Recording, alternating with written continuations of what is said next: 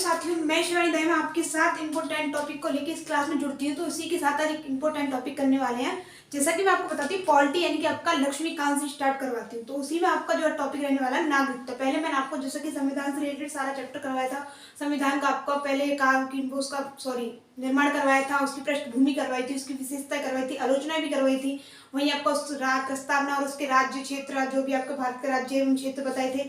अब नेक्स्ट आपका रहने वाला है नागरिकता। तो नागरिकता के बारे में पूरा उल्लेख इस क्लास के अंदर करेंगे कि कौन से आर्टिकल में कहां से कहां तक आपका नागरिकता का उल्लेख है, किस प्रकार का व्यक्ति नागरिक हो सकता है, कौन सा नहीं हो सकता, कितने आधार बताए गए, कितने अधिकार दिए गए। तो सभी इस क्लास के अंदर चर्चा करने वाले हैं, जिसमें आपका याद रखना नागरिकता। मैंने आपको टॉपिक डाला होगा सिटीजनशिप, नागरिकता। तो उसमें आपको सबसे पहले जानना है कि नागरिकता का अर्थ एवं महत्व क्या होता है।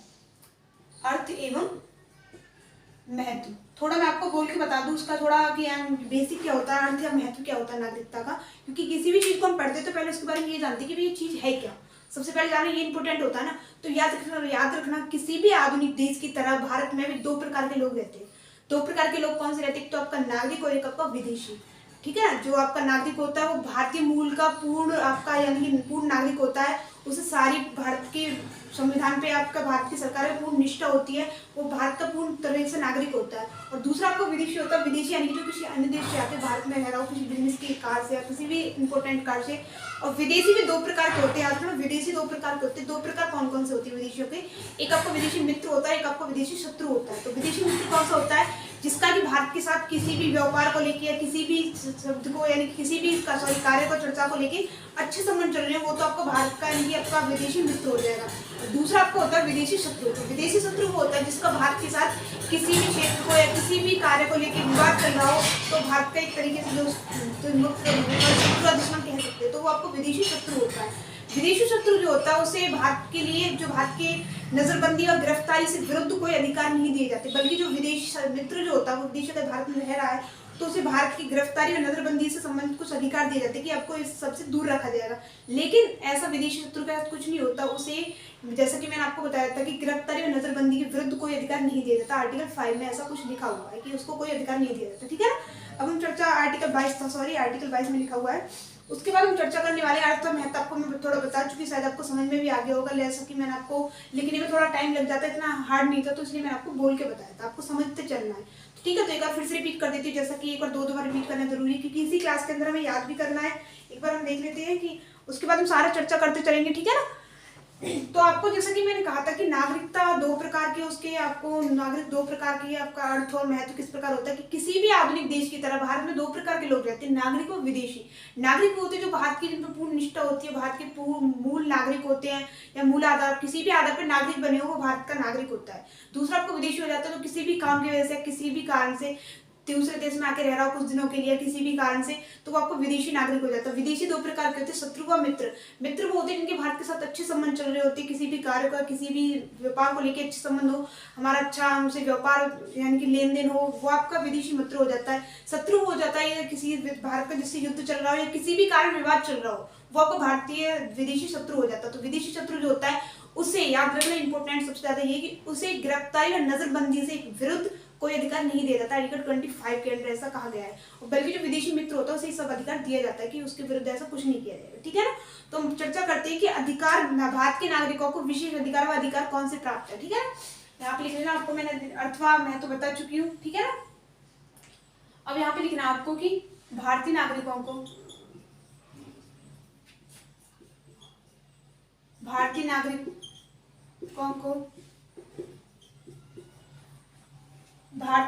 को याद रखना दो प्रकार से। भारतीय नागरिकों को अधिकार और विशेष अधिकार निम्न प्रकार है। आपको एक बार बोल के बता दूं, अधिकार व विशेष अधिकार।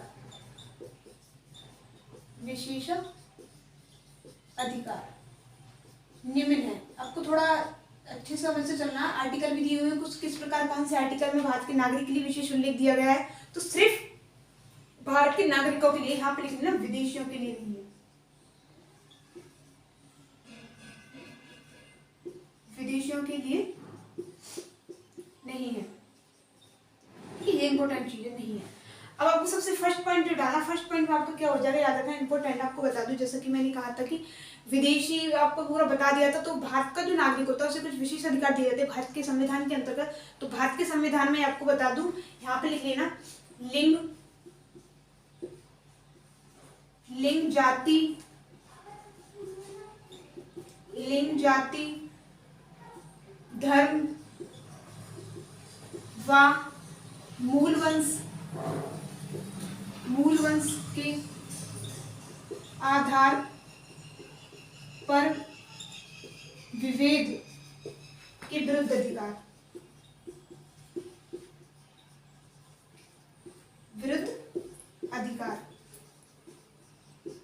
याद रखना। आर्टिकल कौन सा हो जाएगा, आर्टिकल के साथ साथ लिखते चलना, आर्टिकल 50। बता चलूंगी आपको कौन से आर्टिकल में किस प्रकार लिखा हुआ है। सेकंड पॉइंट आपको हो जाता है, याद रखना इसी के अंतर्गत, याद रखना लोक नियोजन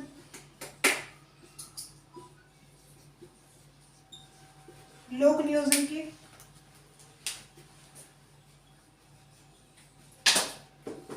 विषय में समता का अधिकार, ये आर्टिकल भी आपको लिखना, आर्टिकल हो जाएगा आपका 16।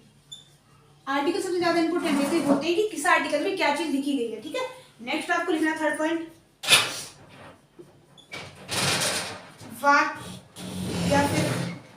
वाक्य या फिर आपका नियोजन की कार्य की ये सभी स्वतंत्रता जो इस प्रकार स्वतंत्रता होती है, अभिव्यक्ति की आदि स्वतंत्रता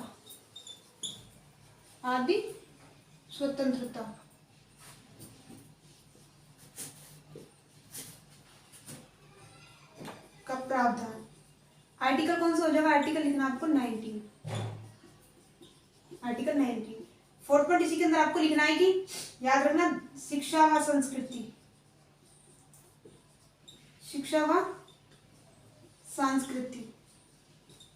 याद रखना ये सिर्फ देश के नागरिकों के लिए, विदेशियों के लिए ऐसा कुछ नहीं। यहाँ पे मैंने आपको डाला हुआ बाकायदा, शिक्षा व संस्कृति की स्वतंत्रता।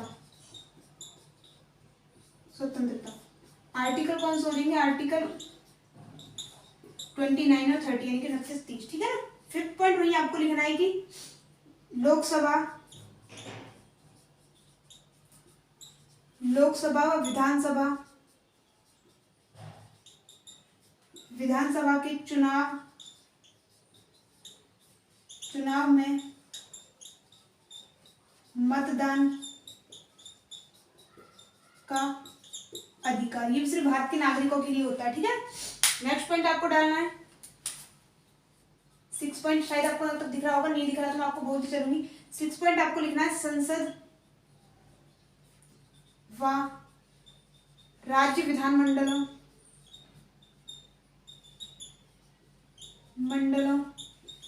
की सदस्यता के लिए चुनाव लड़ने का अधिकार।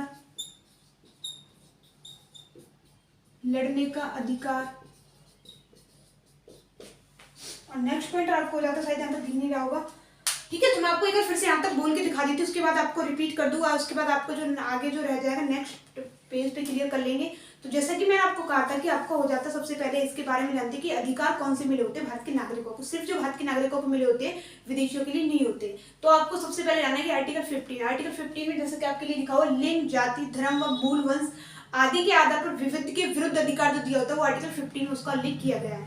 नेक्स्ट आपको हो जाता है लोक नियोजन के विषय में समता का अधिकार, तो समता का अधिकार दिया हुआ आर्टिकल 16 के अंदर दिया हुआ है।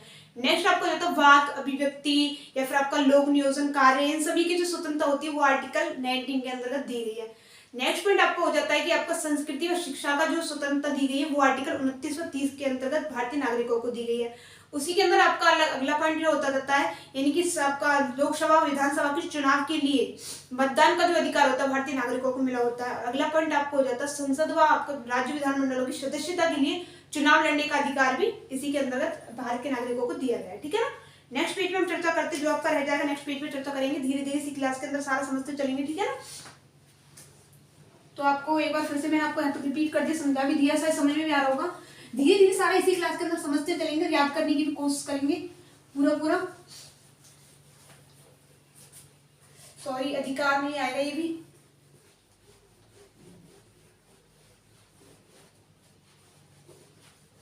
तो आपको यहाँ पे लिखना है कि याद रखना, जैसे कि आपको उपाधि बता दूं कुछ, राष्ट्रपति, उपराष्ट्रपति, महाधिवक्ता, महान्यायवादी, उच्चतम न्यायालय, इन सभी के जो आपका, इन सभी के लिए योग्यता का अधिकार होता है, ठीक है ना। यहाँ पे पॉइंट आपको शायद मैंने 5 करवा दी थी, 6 पॉइंट के अंदर आपको लिखना है सार्वजनिक,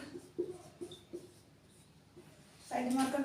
एक बार आपको बता दूं, सार्वजनिक पदों, जैसे पद कौन से हो जाते हैं, पदों जैसे, इसके अंदर आपको पद लिखने हैं जो इंपोर्टेंट आपको बता दूं, राष्ट्रपति व उपराष्ट्रपति, राष्ट्रपति, उपराष्ट्रपति, महान्यायवादी, महान्यायवादी, महाधिवक्ता, उच्चतम न्यायालय व उच्च न्यायालय, उच्चतम न्यायालय व उच्च न्यायालय, उच्च न्यायालय के न्यायाधीश,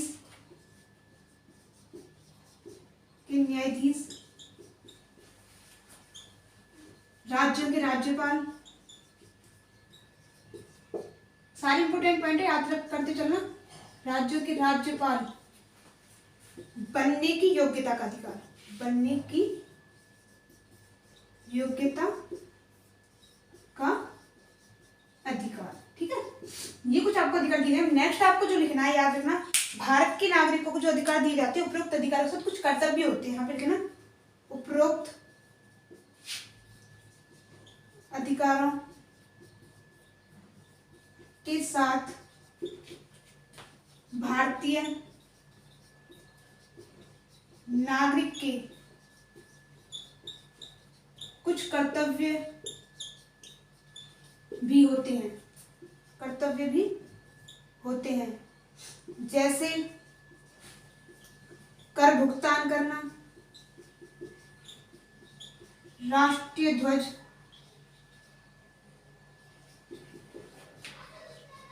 राष्ट्रीय ध्वज व राष्ट्रीय गान का सम्मान करना,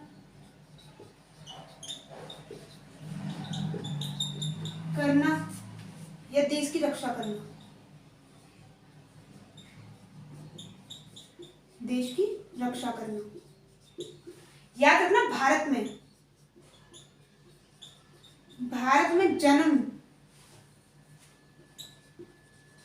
जन्म व प्राकृतिक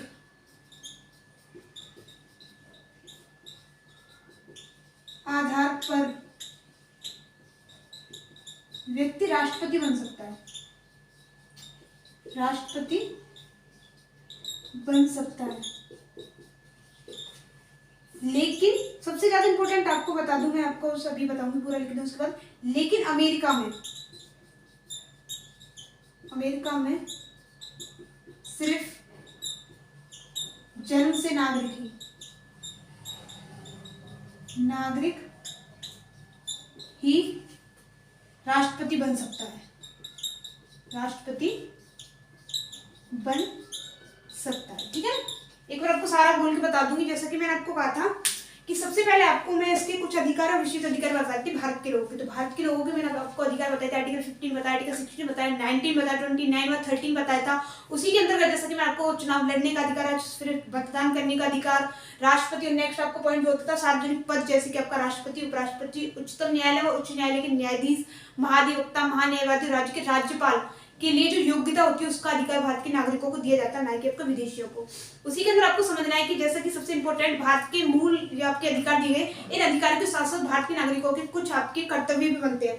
कर्तव्य के अंदर आपके हो जाएंगे कर्तव्य, जैसे कि मैंने आपको बताया था कर का भुगतान करना हमारा कर्तव्य होता है भारत के नागरिक होने के नाते। दूसरा आपका राष्ट्रीय ध्वज व राष्ट्रीय आपका गान का सम्मान करना, देश की रक्षा करना, ये सभी भारतीय नागरिकों के अधिकार के साथ साथ उन्हें कुछ कर्तव्य दिए रहते हैं जिनका उन्हें पालन करना चाहिए, ठीक है ना। नेक्स्ट मैंने आपको बता दिया कि हम हमेशा अमेरिका से तुलना क्यों करते हैं, कि सबसे पहले विश्व में बता दिया कि अमेरिका के द्वारा संविधान का निर्माण किया गया था, और अमेरिका पूरे विश्व में सबसे ज्यादा शक्तिशाली एक इकाई बन के आती है, तो उसी के अंतर्गत हम उसकी अपनी तुलना करके चलते हैं, कि जिससे हमें समझ में आता है कि हाँ भी उससे हमारा कितना अलग संविधान रखा गया है। तो वही मैंने आपको बताया था कि भारत में ऐसा होता है, जो राष्ट्रपति व्यक्ति बनता है वो जन्म का प्राकृतिक आधार पर नागरिक होगा तो वो राष्ट्रपति बन सकता है, लेकिन वही आपको अमेरिका में दिया हुआ है कि सिर्फ जन्म से जो व्यक्ति नागरिक है वही राष्ट्रपति बन सकता है, ना कि प्राकृतिक, ठीक है। तो ये आपको बस इंपॉर्टेंट समझना था, शायद आपको समझ में आ गया होगा, बहुत अच्छे तरीके से समझाने की कोशिश की है। इसी के अंतर्गत नेक्स्ट हम टॉपिक डालेंगे नागरिकता के अंतर्गत कि सार्वजनिक संवैधानिक उपबंध किस प्रकार दिए गए, कौन से भाग में कौन से आर्टिकल में उल्लेख किया गया है, कब से उल्लेख किया गया है, ये सब इसी के अंदर चर्चा करते चलेंगे सभी धीरे धीरे।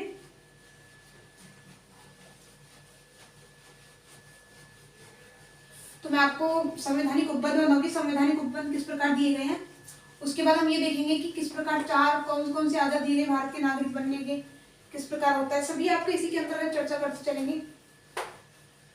नागरिकता चैप्टर थोड़ा मैं जैसा कि आपको बात है कि एम लक्ष्मीकांत से पढ़ के आपको पढ़ाने की कोशिश करती हूँ, एम लक्ष्मीकांत को जो पढ़ा हुआ है उसमें से आसान लैंग्वेज में समझाने की कोशिश करती हूँ, क्योंकि उसमें थोड़ी लैंग्वेज हार्ड दी होती है, समझने में बहुत ज्यादा प्रॉब्लम आती है बच्चों को, इसलिए आपको धीरे धीरे समझाने की कोशिश करती हूँ। उसी के अंदर आपका अगला पॉइंट जो हो जाएगा संवैधानिक उपबंध। तो संवैधानिक उपबंध कौन कौन से हैं,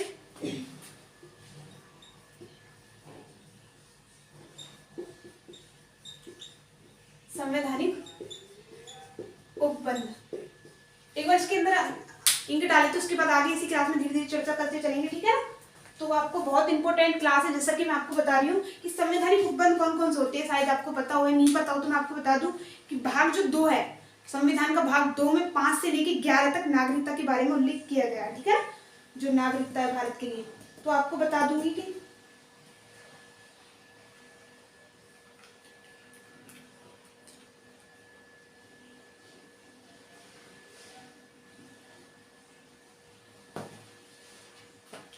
आगे हम चर्चा करने वाले हैं इसी के अंतर्गत, तो याद रखना जैसा कि मैं आपको समझा रही हूँ धीरे धीरे समझाते चलेंगे।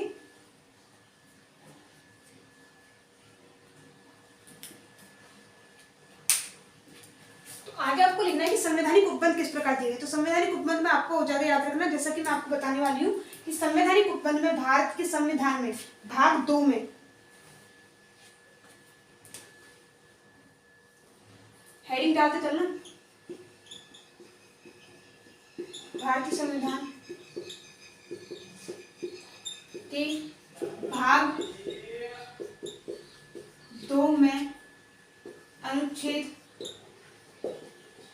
5 से लेकर 11 तक नागरिकता के उपबंध का उल्लेख करता है, दिए गए हैं। ये उन लोगों की पहचान करता है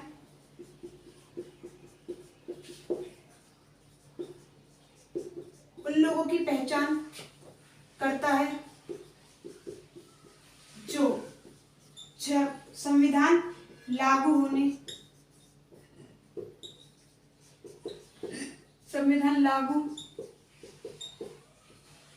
जो आपका 26 जनवरी 1950 संविधान लागू होने से या उसके बाद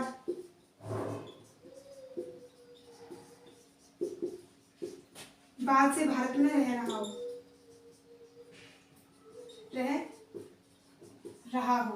ठीक है ना। इस प्रकार आपको लिखना है कि जो आपका भारत के अनुच्छेद 5 से 11 दिया गया है उसमें किस प्रकार बंद किया गया है। शासक को आपको ये भी लिखना है कि जो यह संसद को अधिकार देता है, ये जो अनुच्छेद है यह संसद को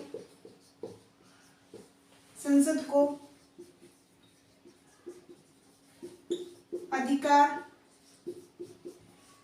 देते हैं कि वह नागरिकता से संबंधित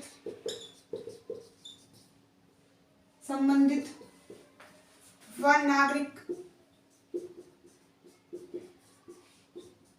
नागरिकता के किसी अन्य विषय अन्य विषयों पर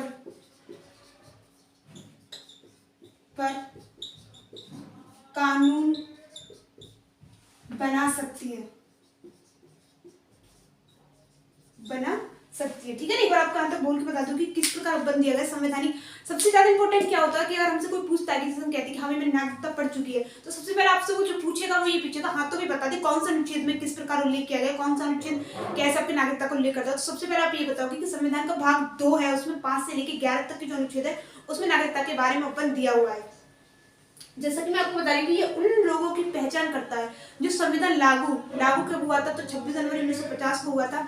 उस तिथि या उसके बाद भारत में रह रहे या पैदा हुए लोगों के बारे में उल्लेख करता है। यह संसद को साथ में यह भी अधिकार देते जो आपका भाग 2 है 5 से लेकर 11 तक, ये संसद को यह भी अधिकार देता है कि नागरिकता से संबंधित कोई भी उपबंध या आपका कोई भी कारण चला तो उसमें किसी भी अन्य विषय पर कानून बना सकती है। संसद को अधिकार दिया हुआ है संविधान के अकॉर्डिंग, ठीक है ना। आगे चर्चा करने वाले हैं कि संविधान के उपरांत संविधान के अनुसार कितनी श्रेणियों में लोगों को रखा गया है।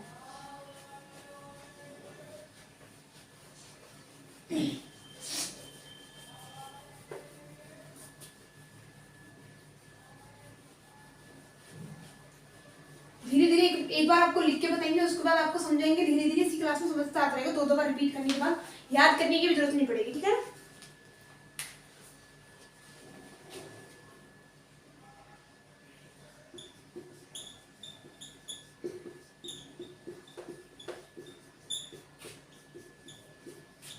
और डेट डाल लेना।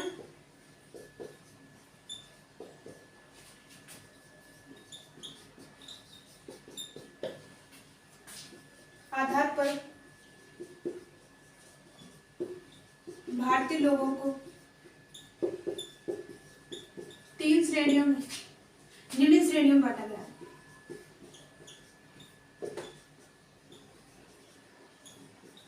निम्न श्रेणी में बांटा गया है। अगर आप चाहो तो मैं आपको 4 पॉइंट साथ के साथ बता दूं, यहीं पे आपका सारा क्लियर हो जाएगा। जैसे कि मैं आपको बता दूं, एक तो भारत का जो मूल निवासी है यानी कि भारत में ही रह रहा है, भारत में पैदा हुआ भारत में रह रहा है, एक तो आपको हो जाता है। दूसरा आपको जो है कि पाकिस्तान से स्थानांतरित करके भारत में आया हो। तीसरा आपको हो जाता है कि पाकिस्तान स्थानांतरित किया हो लेकिन कुछ समय के बाद फिर वापस भारत में लौट आए हो। और एक भारतीय मूल का जो बाहर रह रहा हो उसको नागरिकता किस प्रकार देते थे, 4 प्रकार का उल्लेख किए गए।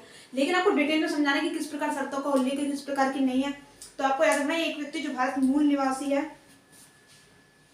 फर्स्ट पॉइंट आपको डालना है एक व्यक्ति जो भारत का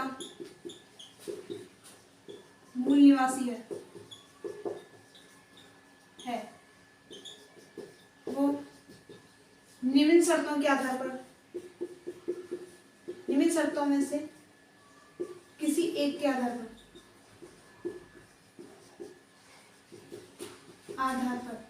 फर्स्ट आपका हो जाएगा कि वह भारत में जन्मा हो। बात सबसे पहले याद रखना कि मैं किस अकॉर्डिंग बात कर रही हूँ कि 26 जनवरी 1950 के उपरांत बात कर रही हूँ, ठीक है ना। कि वह भारत में जन्मा हो या उसके माता पिता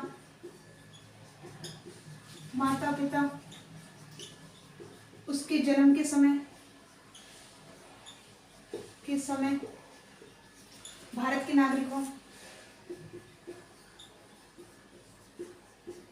नागरिक हो। थर्ड पॉइंट आपका हो जाएगा कि वह संविधान लागू होने से, यानी कि आप डेट देख सकते हो कि 26 जनवरी 1950 से, ठीक है, संविधान लागू होने से 5 वर्ष पूर्व भारत में रह रहा हो, ठीक है। अगला पॉइंट हमको सेकंड पॉइंट जो लिखना है, सेकंड पॉइंट आपको कौन सा हो जाएगा, जैसे कि मैं आपको कहता है कि भारत पाकिस्तान से स्थानांतरित हुआ, ठीक है ना। याद रखना कि वह व्यक्ति जो जिसके माता पिता अविभाजित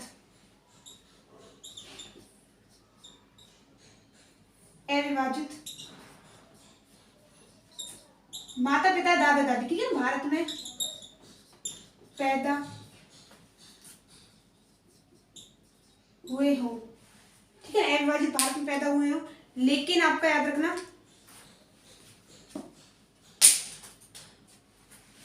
अवैध भारत में पैदा हुए हों और वह बंटवारे के समय पाकिस्तान में हो, पाकिस्तान में हो, लेकिन उसने भारत में स्थानांतरित किया हो,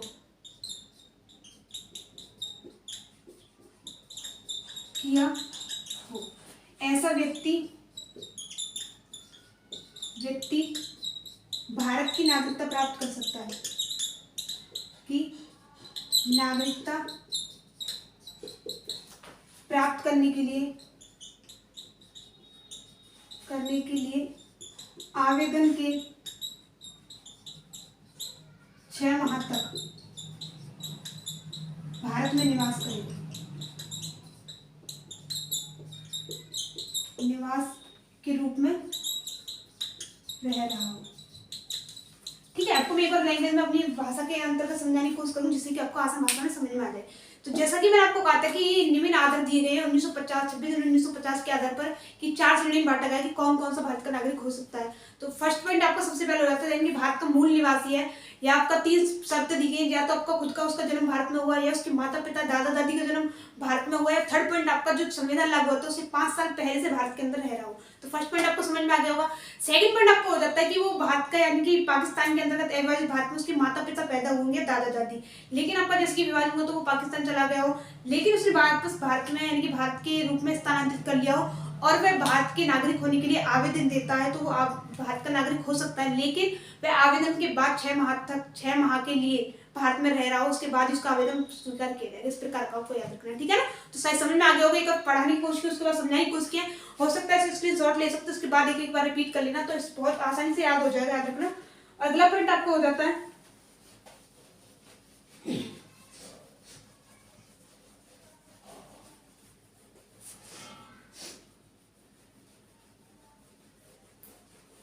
सॉरी वो उसी के आधार पे था, ये गलती से मिट गया तो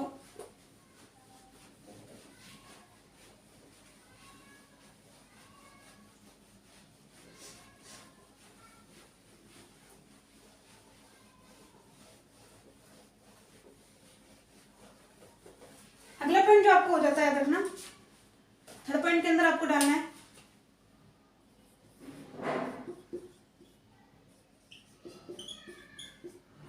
एक व्यक्ति जो भारत से पाकिस्तान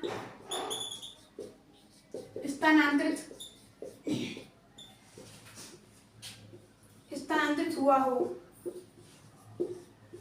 लेकिन फिर भारत लौटा हो और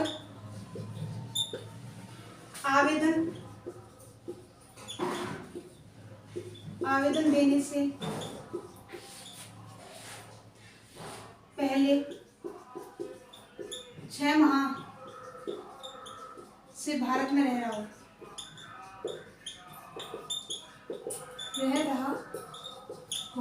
अगला पॉइंट आपको जो हो जाता है फोर्थ पॉइंट के अंदर आपको डालना है एक व्यक्ति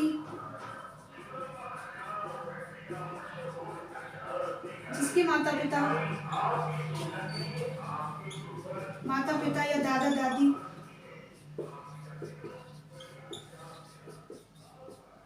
दादी अविभाजित, माता पिता दादा दादी अविभाजित भारत में पैदा हुए हों,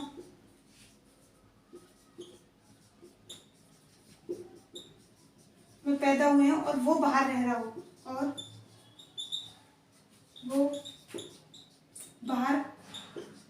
रहा हो, लेकिन वह भारत का नागरिक हो सकता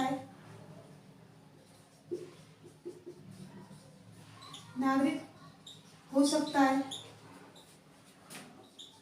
यदि उसने यदि उसने भारतीय पंजीकरण कूटनीति अपनाई हो, पंजीकरण कूटनीति का उपयोग किया हो, उपयोग कर नागरिकता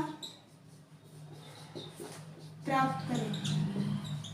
ये उपबंध ऐसे लोगों के लिए है, उपबंध ऐसे लोगों के लिए है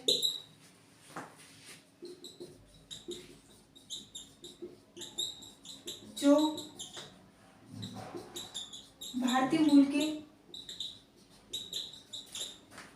बाहर रह रहे हो, ठीक है। एक बार आपको फिर से बोल के बता दूंगी, तो दो बार एक बार साथ ही साथ रिपीट करते रहना। तो 4 पॉइंट थे, जैसा कि मैंने आपको बताया कि 1950 के आधार पर 3-4 श्रेणी में भारत के लोगों को बांटा गया है। तो फर्स्ट पॉइंट मैंने आपको समझाया था, सेकंड थर्ड समझाया था, और थर्ड पॉइंट सेकंड और थर्ड में थोड़ा कंफ्यूजन हो जाएगा, पर मैंने आपको जैसा कि कहा कि उसके माता पिता अविभाजित भारत में पैदा हुए, सेकंड पॉइंट।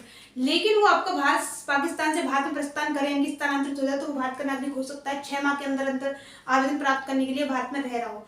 अगला पॉइंट, थर्ड पॉइंट वो हो जाता है कि जो भारत से स्थानांतरित करके पाकिस्तान में गए, लेकिन कुछ समय के बाद किसी भी कारण से उसका लौटने का प्लान हो और भारत में लौट आए हो, तो वो आवेदन दे सकता है। उसके 6 माह से पहले भारत में रह रहा हो और आवेदन दे, उसके बाद उसको नागरिकता प्राप्त की जा सकती है। फोर्थ पॉइंट आपको कौन सा हो जाता है कि एक नागरिक है जिसके माता पिता दादा दादी का जन्म भारत के अंदर हुआ हो, यानी कि भारत में अविभाजित भारत में हुआ हो, और वह भारत का नागरिक बनना चाहता है, कि बाहर रह रहा है किसी काम से, भारत का नागरिक बनना चाहता है, तो भारत की नागरिकता प्राप्त कर सकता है पंजीकरण कूटनीति के द्वारा। भारतीय पंजीकरण कूटनीति में आपको समझाई थी, उसके द्वारा आपका पंजीकरण करके आवेदन दे सकता है और भारत का नागरिकता प्राप्त कर सकता है। तो ये ऐसे लोगों के लिए जैसे कि बहुत किसी भी कारण की वजह से या फिर व्यापार की वजह से भारत विदेश में रह रहे और भारत की नागरिकता प्राप्त करना चाहते हैं, तो इसके द्वारा नागरिकता प्राप्त कर सकते हैं, ठीक है ना। अगला पॉइंट हमको समझना है इसी के अंतर्गत। नेक्स्ट टॉपिक आपको डालना है कि कौन सा लोग भारत का नागरिक नहीं हो सकता, ठीक है। संवैधानिक उपबंध या प्रावधान,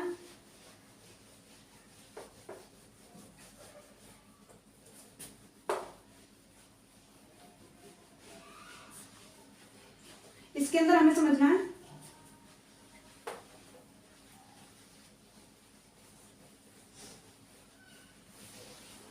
सारे इस क्लास के अंदर समझते चलेंगे, ठीक है ना। तो आज थोड़ा प्रॉब्लम है, जैसे कि आपको बता दूं, एक बार और लिंक डाले तो उसके बाद आगे चर्चा करते हैं। तो आगे चर्चा जैसे कि मैं आपको बता दूं कि अगला पॉइंट आपको हो जाएगा कि कौन सा, सीधा आप ये लिख लेना, उसके बाद हम अगला पॉइंट डाल देंगे। तो आपको थोड़ा लिख के चलना है, जैसा कि मैं आपको बोल दूं, तो आपको डालना है कि मैंने कहा था कि नागरिकता संबंधी अन्य संवैधानिक प्रावधान कौन कौन से हो सकते हैं। कि यदि कोई व्यक्ति है जो भारत का नागरिक नहीं है, लेकिन वो भारत की नागरिकता अन्य देश का है, भारत की नागरिकता प्राप्त करना चाहता है, तो उसे नागरिकता प्राप्त स्वीकृति करने के पहले किसी अन्य देश की जो नागरिकता वो त्यागनी होगी। सबसे पहला पॉइंट ये हो जाता है कि वो अन्य देश का नागरिक है, तो उसे अन्य देश की नागरिकता त्याग के ही वो भारत का नागरिकता प्राप्त कर सकता है, ठीक है। और नेक्स्ट पॉइंट आपको हो जाता है कि संसद को यह अधिकार है कि वो किसी भी नागरिकता से संबंधित उपबंध के लिए विधि के द्वारा शासन विधि के समक्ष कानून बना सकती है, ठीक है। सबसे पॉइंट ये हो जाता है कि संसद को अधिकार दिया हुआ है कि वो विधि के समक्ष कानून बना सकती है नागरिकता से संबंधित कोई भी उपबंध के लिए, ठीक है ना। तो ये 2 पॉइंट आपको समझने थे, बस ज्यादा नहीं है, आप लिख लेना अपनी कॉपी के अंदर, ठीक है।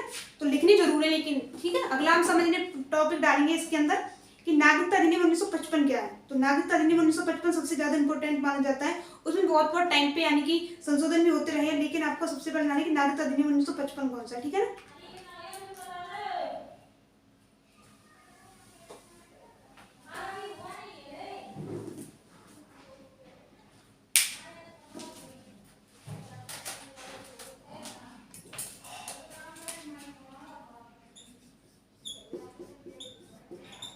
नागरिकता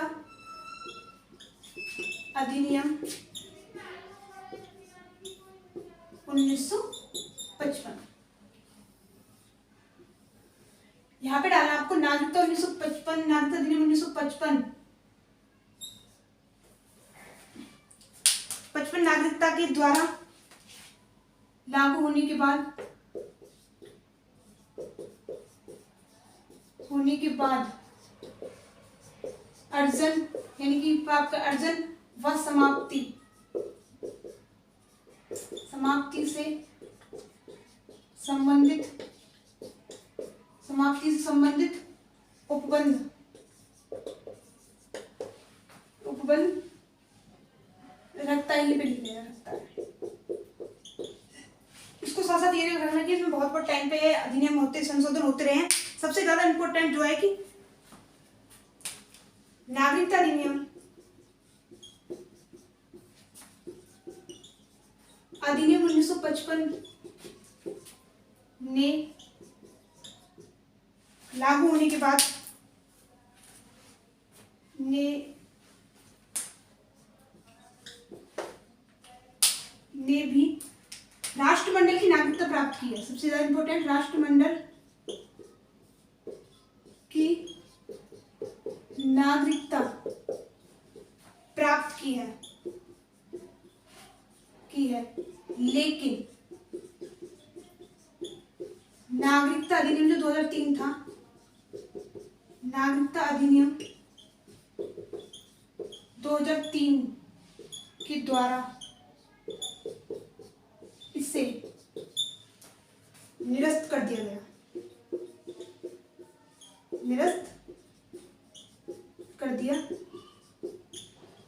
था। ठीक है, अब आपको जाननी सबसे ज्यादा इंपॉर्टेंट यहाँ पे आगे नागरिकता रुकती है कि नागरिकता अधिनियम 1955 जो है नागरिकता प्राप्त करने के लिए कुछ उपबंध बताता, 5 आधार बताएंगे उसके द्वारा। सबसे पहले याद रखना, नागरिकता अधिनियम 1955 के द्वारा नागरिकता प्राप्त करने के कुछ उपबंध, कुछ आधार जैसे कौन कौन से हो जाते हैं। सबसे पहले आपका जन्म, दूसरा आपको हो जाता है वंश के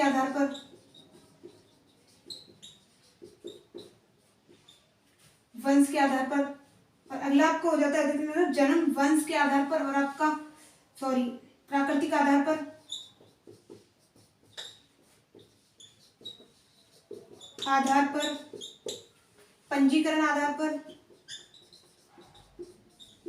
पंजीकरण के आधार पर,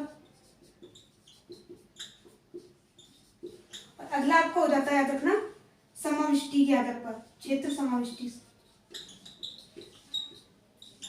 समाविष्टि के आधार पर। अब धीरे धीरे एक एक करके इन सबकी चर्चा करेंगे। जन्म के आधार पर किस प्रकार होता है, वंश के आधार पर किस प्रकार होता है, प्राकृतिक आधार पर किस प्रकार होता है, पंजीकरण के आधार पर किस प्रकार होता है, क्षेत्र समष्टि के आधार पर किस प्रकार होता है, सारी एक एक पॉइंट करके चर्चा करेंगे। एक बार आपको यहाँ तक रिपीट कर लेते हैं, उसके बाद सबसे ज्यादा इंपॉर्टेंट ये 5 पॉइंट रह जाते हैं, उनके बारे में चर्चा करेंगे।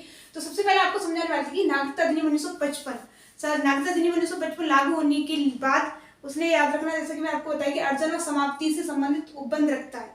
नागरिकता अधिनियम 1955 ने भी राष्ट्रमंडल की जो नागरिकता थी वो प्राप्त की थी, लेकिन जो नागरिकता अधिनियम 2003 आया था उसने इसको निरस्त कर दिया था। और नागरिकता अधिनियम 1955 के द्वारा 5 आधार बताइए, 5 कौन कौन से हो जाते हैं। जन्म हो जाता है आपका, वंश के आधार पर हो जाता है, और आपका प्राकृतिक आधार पर, पंजीकरण के आधार पर, क्षेत्र समाविष्टि के आधार पर। तो सबसे पहले चर्चा करेंगे हम जन्म के आधार पर। तो जन्म के आधार पर किस प्रकार होता है उसके बारे में चर्चा करने वाले हैं।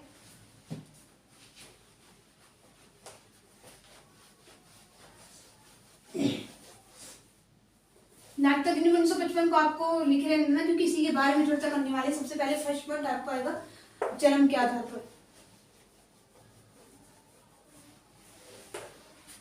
जन्म के आधार पर जो व्यक्ति होते हैं, जैसे कि हम खुद आम लोग हैं, आप हैं, हम हैं, वो भारत के अंदर हमारा जन्म हुआ तो हम जन्म के आधार पर ही भारत की नागरिकता प्राप्त करते हैं। और जो बाकी अलग से आते हैं वो सभी आपको बताते चलूंगी। तो आपकी नागरिकता किस आधार पर, तो जन्म के आधार पर। आपको इस प्रकार याद रखना, ठीक है ना।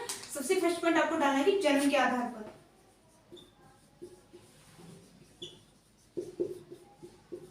जन्म के आधार पर, जन्म के आधार पर किस प्रकार हो जाती है, याद रखना 26 जनवरी 1950 या उसके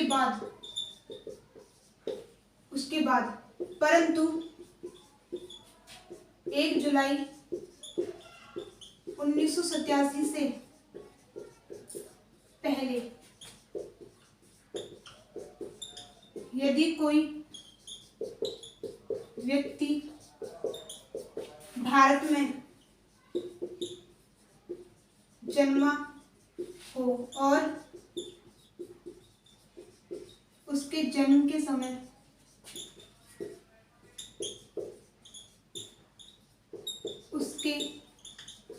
माता पिता के पास भारत की नागरिकता हो।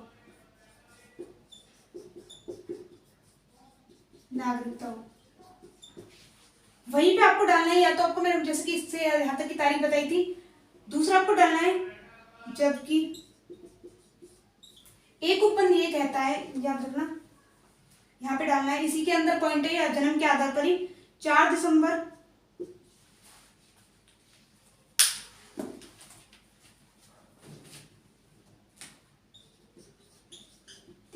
2004 से पहले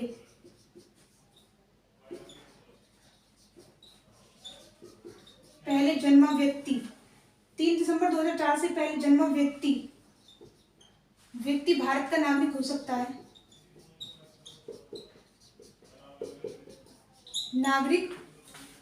सकता है। यदि उसके माता पिता उसके जन्म के समय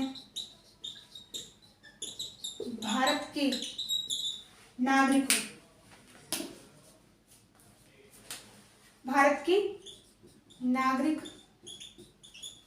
हो, या फिर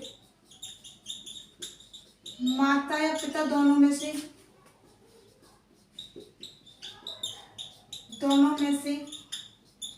कोई एक भारत का नागरिक हो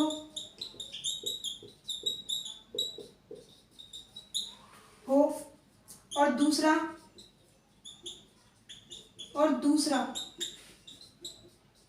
अवैध प्रवासी ना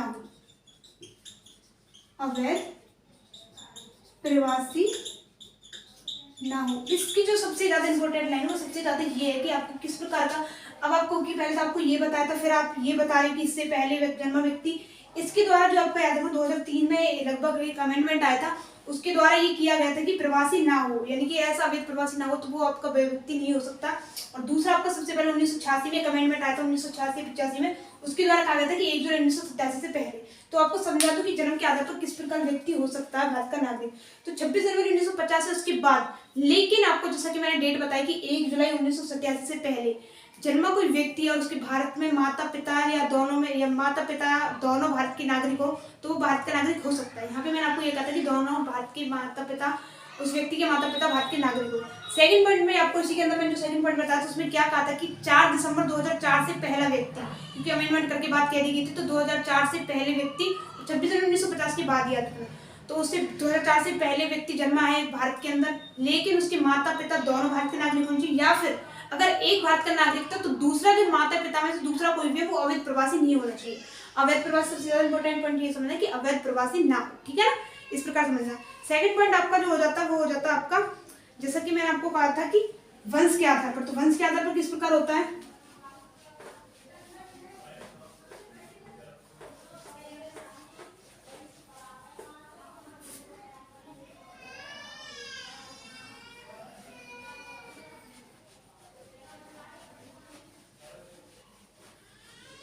वंश के आधार पर हम इसी क्लास के अंदर चर्चा करेंगे, वंश के आधार पर किस प्रकार हो सकता है।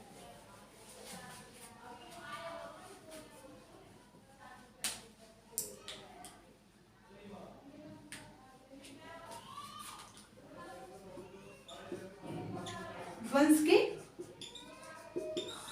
आधार पर, तो वंश के आधार पर किस प्रकार हो सकता है याद रखना। वंश के आधार पर यदि कोई व्यक्ति 26 जनवरी 1950 या उसके बाद 26 जनवरी 1950 या उसके बाद याद रखना, परंतु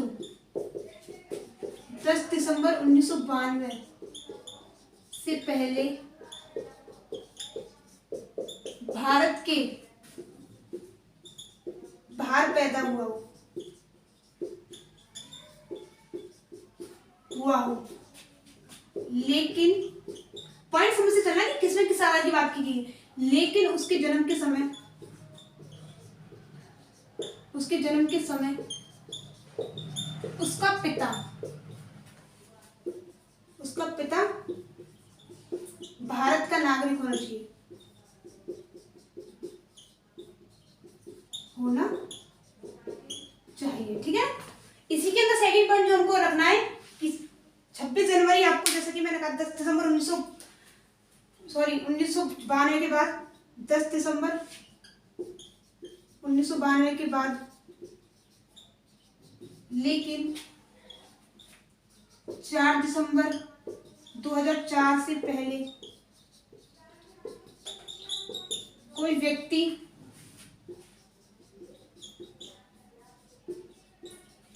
भारत के बाहर पैदा हुआ हो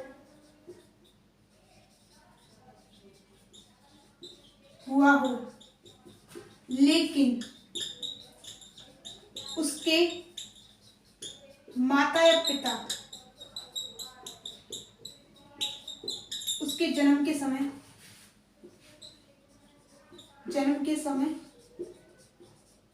भारत के नागरिक रहे हो, भारत के नागरिक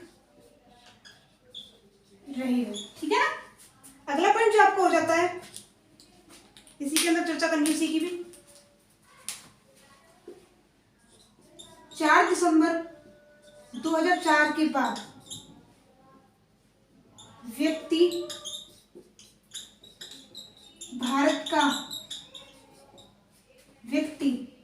भारत के बाहर पैदा हुआ हो तो वह भारत का नागरिक नहीं होगा,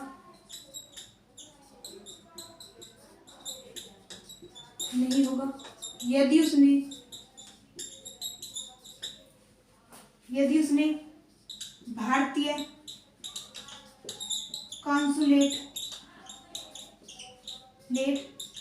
में पंजीकरण ना कराया हो।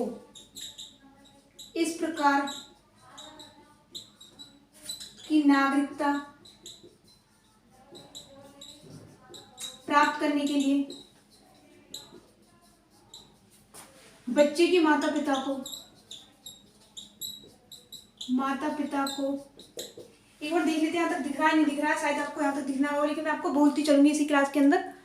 ठीक है, तो आपको थोड़ा बोल के बता दूंगी, अगर आपको नहीं भी दिख रहा है तो आपको, जैसा कि मैंने कहा था कि वंश के आधार पर किस प्रकार व्यक्ति भारत का नागरिक हो सकता है। यदि कोई व्यक्ति है, उसका जन्म यानी कि 26 जनवरी 1950 के बाद की बात करनी है और 10 दिसंबर 1992 से पहले की बात करनी है, उसका जन्म भारत के बाहर हुआ हो लेकिन उसका जो पिता है वो भारत का, उसके जन्म के टाइम पे भारत का नागरिक होना चाहिए, ये सबसे ज्यादा अनिवार्य है। दूसरा पॉइंट आपको कौन सा हो जाता है कि जैसे कि मैंने आपको यहाँ तक तो बताया था कि 1992 से पहले, अगला पॉइंट हो जाता है 26 जनवरी 10 दिसंबर 1992 के बाद और 4 दिसंबर 2004 से पहले यदि कोई व्यक्ति भारत के बाहर जन्मा या पैदा हुआ है तो वो इस शर्त पे भारत का नागरिक हो सकता है उसके जन्म के टाइम पे उसके माता पिता में से कोई एक व्यक्ति भारत का नागरिक हो। थर्ड पॉइंट आपको कौन सा हो जाता है कि 4 दिसंबर 2004 के बाद कोई व्यक्ति भारत के बाद पैदा हुआ तो भारत का नागरिक नहीं हो सकता यदि उसका भारतीय काउंसुलेट में पंजीकरण नहीं कराया गया हो। तो इस प्रकार का जो पंजीकरण कराने के लिए, भारत की नागरिकता प्राप्त करने के लिए उसके माता पिता को एक आपका प्रार्थना पत्र देके उसमें आपकी नागरिकता के लिए आवेदन करना होगा। सबसे इंपॉर्टेंट ये हो जाता है। ठीक है, उसके बच्चे के लिए उसके आवेदन प्राप्त में ये कहना होगा कि उसके बच्चे के पास किसी अन्य देश का पासपोर्ट नहीं है, माता पिता की ड्यूटी होती है नागरिकता प्राप्त करवाने के लिए। ठीक है ना, और साथ ही में याद रखना यदि वह व्यक्ति किसी और देश का भी नागरिकता स्वीकार करता पाया जाता है तो उसकी भारत की नागरिकता समाप्त हो जाती है। ये भी इंपॉर्टेंट आपको समझना है। ठीक है ना, अगला पॉइंट आपको समझना है कि सबसे पहले पंजीकरण का आधार क्या होता है, पंजीकरण के द्वारा। ठीक है, पंजीकरण के द्वारा किस प्रकार होता है।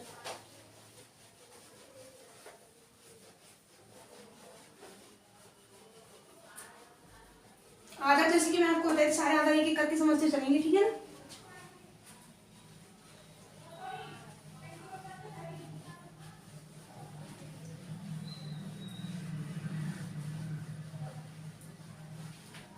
सारा समझते चलेंगे।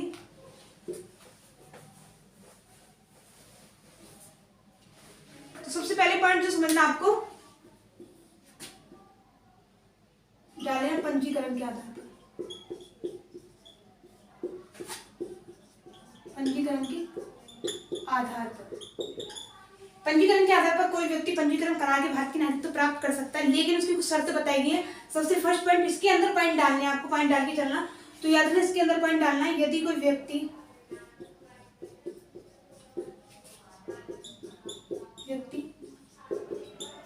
भारत की नागरिकता के लिए पंजीकरण, भारत की नागरिकता के लिए पंजीकरण करे, लेकिन वह उससे 7 वर्ष पूर्व भारत में रह रहा हो,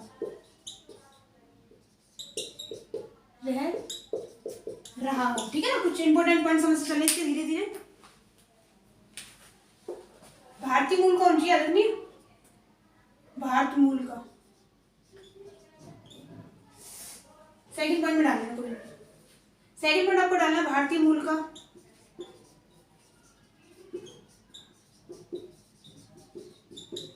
व्यक्ति नागरिकता के लिए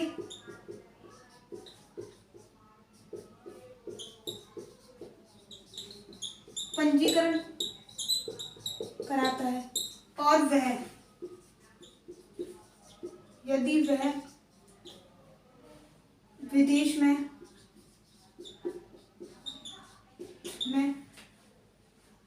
में अन्यत्र रहता हो, रह रहा हो, तो वह 7 वर्ष पूर्व से भी भारत में रहना चाहिए।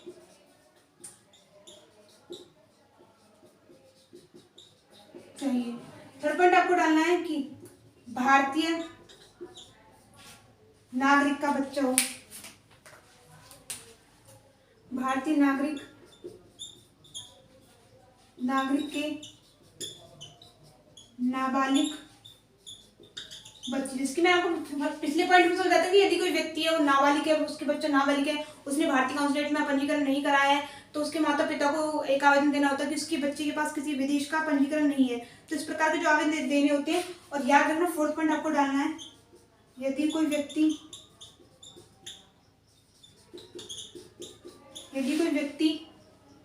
पूर्ण क्षमता या उम्र कर चुका हो, यानी कि आपकी जो बालिग होने की होती है कर चुका हो, और उसके माता पिता भारतीय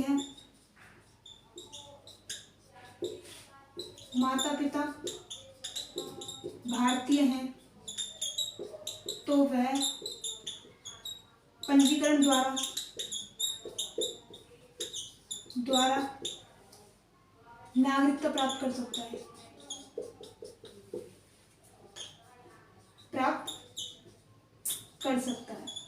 ठीक है।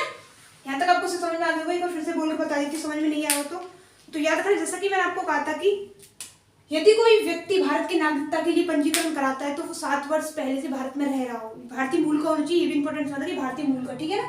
अगला हो जाता है कि भारतीय मूल का कोई व्यक्ति है, वो भारत की नागरिकता पंजीकरण प्राप्त करना चाहता है और अन्यत्र से विदेश में रह रहा हो, तो उसकी भी 7 वर्ष से पहले भारत में रहने की आवश्यकता है, यानी 7 वर्ष पहले से भारत में रह रहा है, उसके बाद उसका पंजीकरण कराया जा सकता है। थर्ड पॉइंट आपको हो जाता है कि कोई भारतीय नागरिक है, उसका नाबालिग बच्चा, उसको नागरिकता प्राप्त करानी है, तो वो भी पंजीकरण के द्वारा भारत की नागरिकता प्राप्त कर सकता है। नेक्स्ट पॉइंट आपको हो जाता है फोर्थ पॉइंट के अंदर, यदि कोई व्यक्ति पूर्ण क्षमता यानी कि पूर्ण आपकी आयु पूरा कर चुका हो, यानी कि बालिग हो चुका हो, तो उसके माता पिता भारत के नागरिक के रूप में पंजीकृत हो, तो वो भी पंजीकरण के आधार पर भारत की नागरिकता प्राप्त कर सकता है, ठीक है ना। ये पॉइंट आपको इस प्रकार समझनी है। और अगला आपको हो जाता है, जैसा कि मैंने आपको बताया कि प्राकृतिक रूप से, तो प्राकृतिक रूप से किस प्रकार होगा,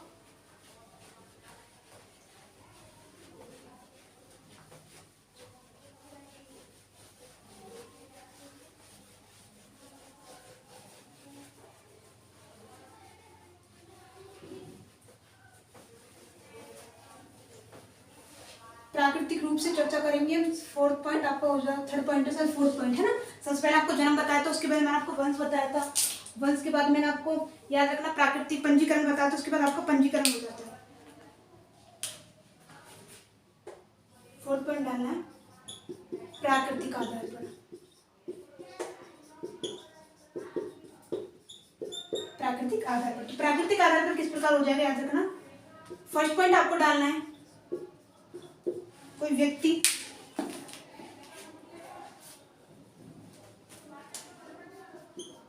ऐसे देश से संबंधित नहीं हो, देश से संबंधित नहीं हो जहां भारत का नागरिक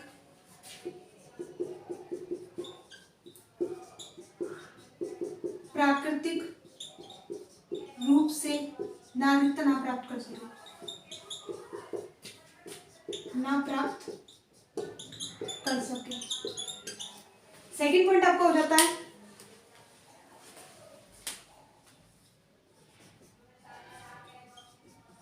यदि कोई व्यक्ति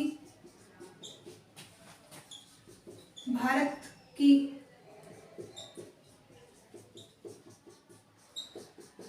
नागरिकता की स्वीकृति के लिए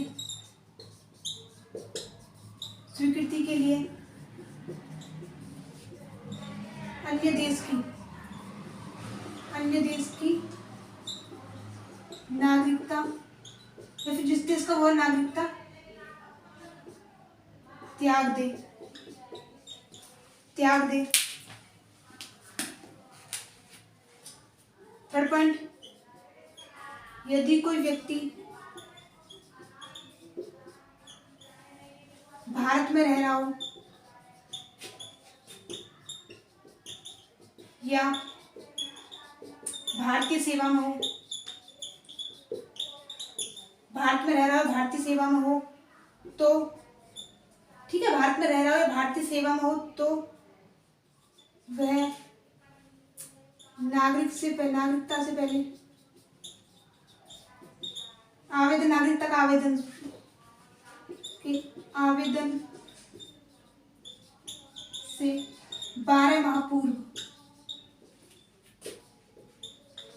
भारत में रह रहा हो।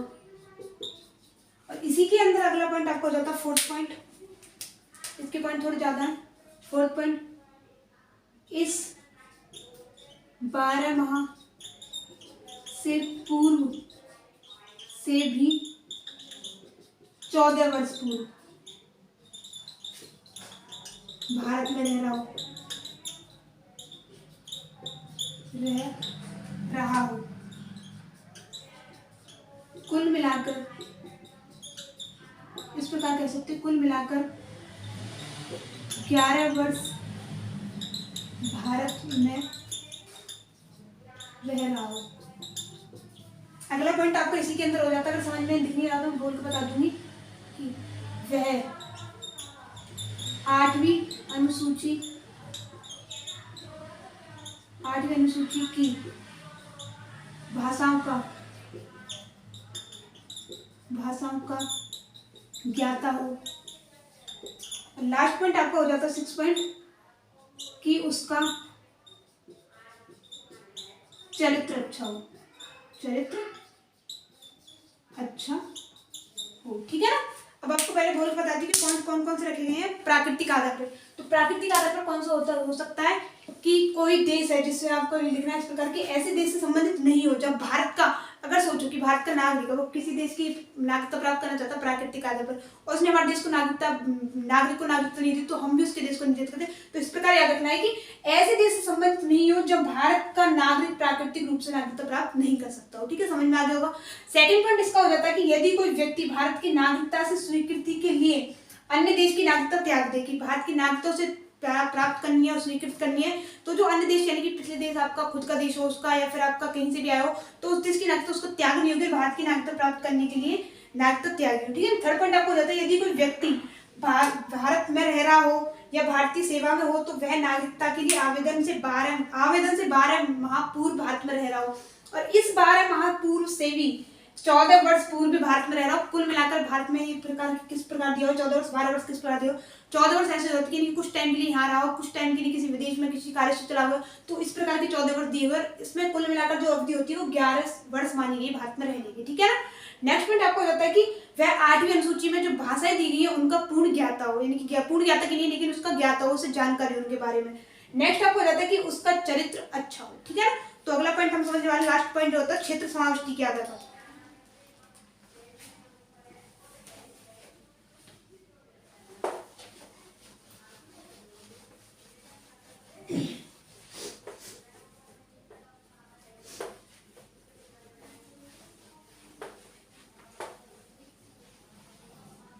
क्षेत्र समाविष्टि का आधार समझना कि किस प्रकार होता है।